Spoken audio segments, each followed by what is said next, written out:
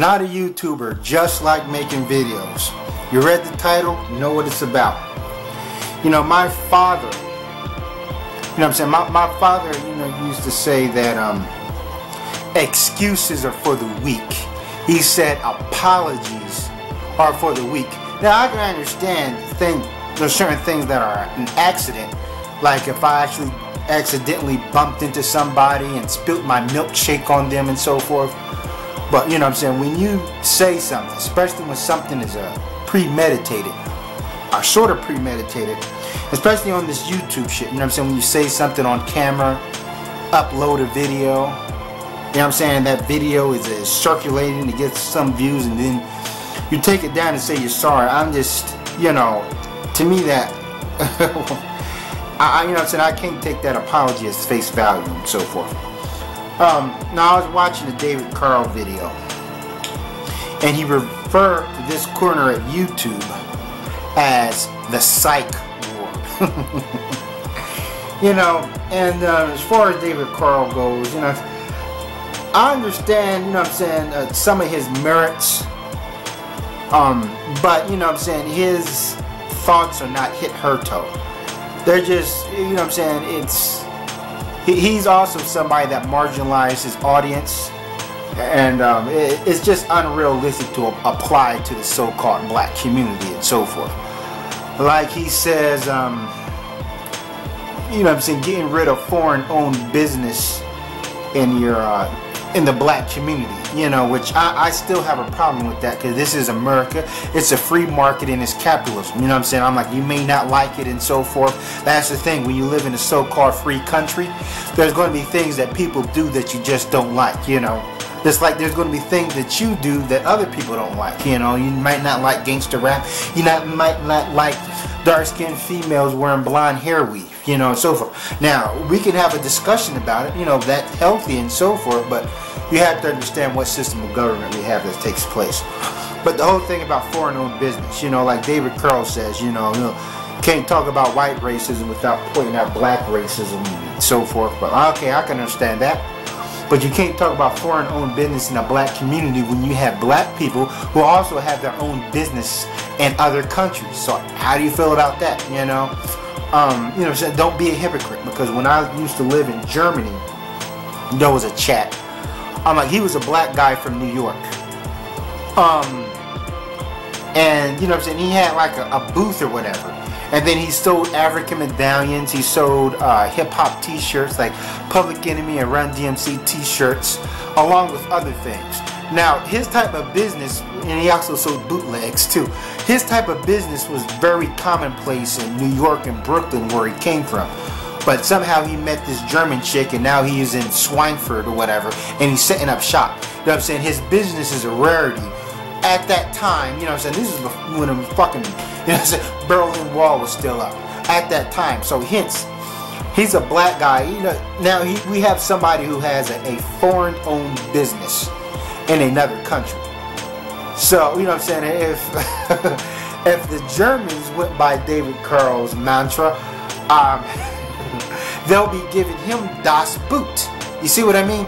So there are black entrepreneurs who are setting up, you know what I'm saying, business in other countries that's, you know what I'm saying, that's sort of needed. You know, like I heard about some guy who had his own hip-hop dance class in Japan, you know, and so forth. So hence, you can't get mad at foreigners who have their own business in the so-called black community when you do have black men who have their own business in another country. You know what I'm saying? So, you know, it's like if you have a foreigner who opens up a business in your community, and you say, oh, these foreign-owned business, but this dude is say, hey, in my country, there are black guys who have their own business and sell CDs and so forth. You'll be surprised when you leave this country, you know what I'm saying, what type of black dudes are making moves and so forth. I'm like, you'll be surprised.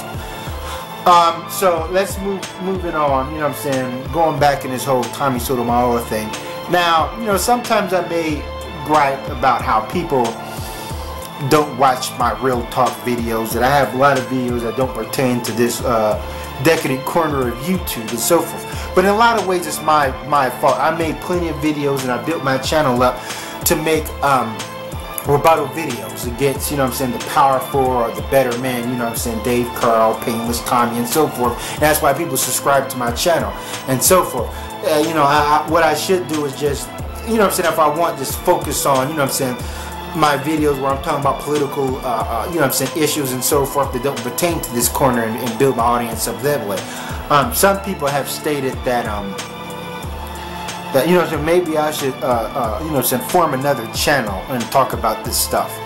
I agree with that, but you know what I'm saying, I want my channel to be kind of like like network TV or HBO. You know what I'm saying? If you watch HBO, you know they got boxing, they got sports, they got comedy stand-up, they also show horror movies and documentaries and so forth. That's how I want my channel, you know what I'm saying? So tomorrow I may make a make a video about Edgar Allan Poe. You know, you never know. You know, people can click on it and watch, they cannot, you know, and so forth. That's like a channel on TV, you know.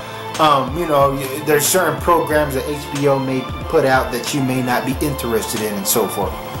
But I also was going, you know, David Carr was also saying something about independent thought, about these guys, you know what I'm saying, all they do is mention popular YouTubers, but where are their independent thought? And I agree with him on that, but still, this is my channel. If I want to make a channel just, you know what I'm saying, taking swipes down at, you know what I'm saying, at these asinine arguments of these guys, you know, I can, you know, and so forth. But you know what I'm saying, going against, you know, Tommy Sotomayor, I recognize this dude is a you know what I'm saying, cataclysm and so forth. That, you know what I'm saying, you gain subscribers by going against him, but also, you know what I'm saying, becoming his tech dog. You know what I'm saying, defending him. Like this guy named Azrael the Run, you know, he came out with a channel, you know, he came out, you know, talking about Pokemon cards, talk about, you know what I'm saying, video games, you know, and so forth. You know, he had like, I don't know, maybe 14 subs or whatever, not too many. But now that he's become, you know what I'm saying, a pit bull for Tommy Sotomayor, you know what I'm saying, his subscriptions have, you know what I'm saying, gone up and so forth. See, the thing is with me, ultimately, you know what I'm saying, I never swayed from my path. I did came into YouTube, taking down, you know what I'm saying, the fallacies, you know what I'm saying, breaking shit down, whether it's white racist or whether it's these Genchis and snowflakes. I never strayed from my path, as if Azrael the One has, you know, because maybe that's where the attention was. And so maybe he has another channel doing this thing, you know, I don't know. But I would like to challenge Azrael in the debate of the merits of Tommy Sotomayor's arguments. You know what I'm saying? We can do videos, or we can, you know, and then set up a live debate and so forth, because I've seen a clip where he states that something about it'll be beneficiary, you know what I'm saying, if we have this extermination or something, about he agrees with the extermination of wretched black people, even if it means his own family member. And I want to know, how would this extermination take place? You know what I'm saying? How would it go without violating people's civil liberties? You know, I'm like, he's speaking like this is some, you know, third world dirt hole or whatever, where you can get away with this stuff. You know, as I've said, when people take Tommy's arguments to heart, they sometimes forget that, you know, what country we live in. You know what I'm saying? They, you know, they forget about civil liberties, you know, and they cling on to Tommy's axioms, you know, as they're the truth, but they don't really give it hard thought, you know, and so forth. I'm like, Tommy's an opportunist, you know what I'm saying? He knows how to play to a crowd and so forth. But this doesn't mean that, even though I go against Tommy, doesn't mean that I agree with, you know what I'm saying, the antics and the tactics of the distractors. And that's why I had to detach myself from them. Like, you know, Tyrone Thompson, you know what I'm saying? What Tyrone is doing, it's nothing more than a mudslinging contest with Tommy Sotomayor. You know, if he wants to come across as he's dignified, like I'm really going to go against this guy, he should come across as, you know what I'm saying, as he's I'm the civilized person, and this person right here is the savage. You know, kind of like when Tipper Gore goes against gangster rap, talk about how their explicit lyrics are, you know what I'm saying, are really breaking down the moral code or the fabrics of society. You know, she had to make a certain stance, you know what I'm saying, she couldn't stoop down to their level. You know what I'm saying, she couldn't use explicit language when she goes against their, you know what I'm saying, harsh lyrics and their vulgarity in their rap songs. She'll have to come across as a, you know what I'm saying, as a conservative, you know, as this person with, you know what I'm saying, high moral fiber and I'm a family person, I'm a Christian, just like this female. And you know what I'm saying, and Tyrone Thompson has sort of, you know what I'm saying, he lost all credit with me when I brought up, you know what I'm saying, when he had his stance when Queasy brought up ghetto gaggers, and he said porn is porn, and I'm like, you know what I'm saying, hold up, you know, stop the record here. That means that he's not really about the black community. He's really about going against Tommy Sotomayor, maybe getting views, and you know what I'm saying, getting back at him and so forth. Because Tyrone would drop documents, and the Philly Just video, he put on the link to Monty's house. Somebody released a video about Monty's baby mother, which I completely disagree with and so forth. But Tyrone has no problem with dropping docs, but will point at somebody else dropping docs and so forth. He has no problem with people on his team making internet threats, but he'll talk about Tommy's internet threats.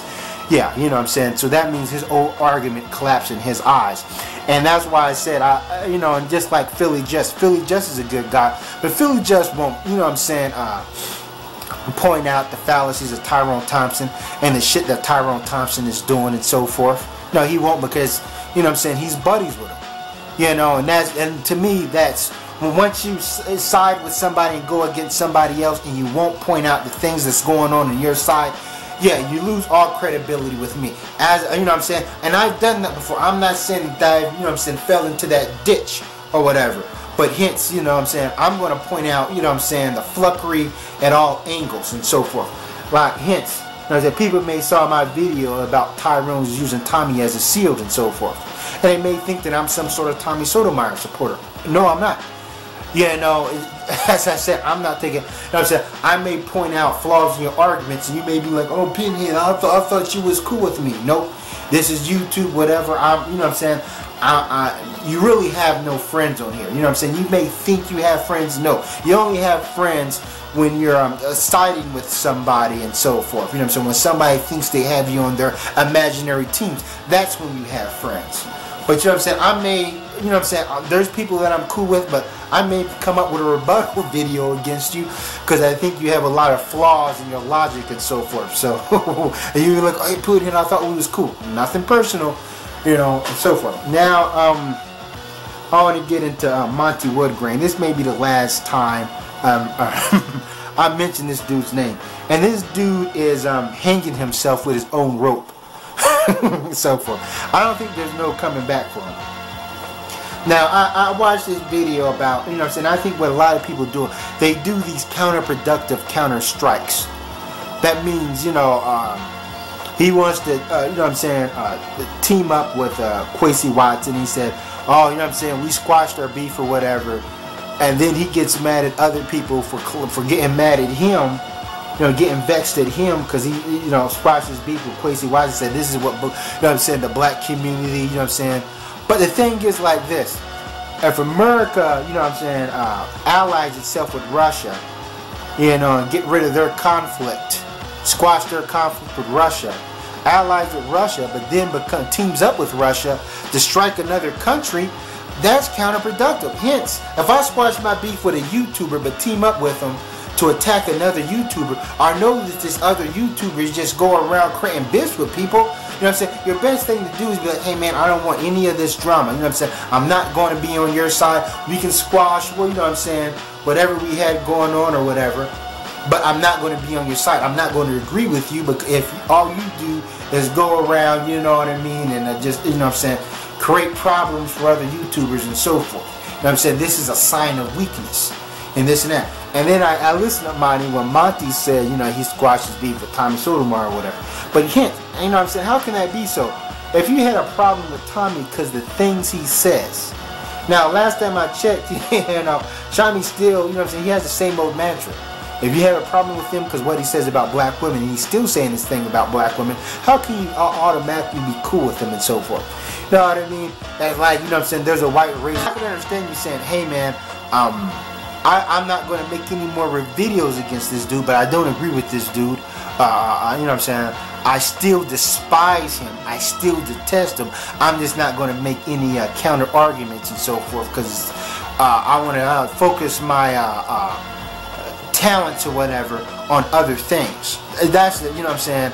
But you know, when you want a team size because you want to get his audience or whatever, yeah. Because I was seeing Monty's latest video, his butt picker 88 video, and how it was not well received with his newfound audience.